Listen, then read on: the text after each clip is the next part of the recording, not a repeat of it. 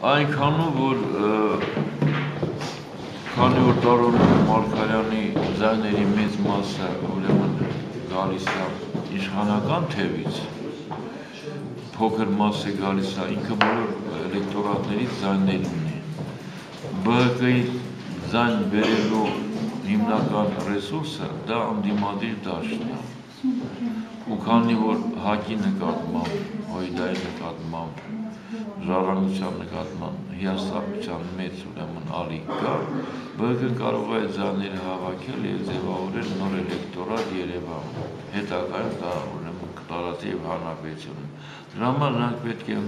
ընդգծված, չեմ ասի խիստ ընդդիմադիր, բայց քննադատական վերաբերմունք պետք է ունենան գործող քաղաքապետի նկատմամբ, որ պահպանեն իշխանական էլեկտորատի իրենց համակիրներին եւ որդեգրելով կամ հավաքագրելով ընդդիմադիր դաշտի այն ձայները, որոնք հիմա անտեր են եւ նրանք կարող են, ոնց որ ասում են, շատ դանդաղ բերել իրենց ուրեմն ճակատին եւ կարողանալ վերականգնել այն ձայների ծավալը, որ նրանք ունեն ազգային ժողովի ընտրություններին։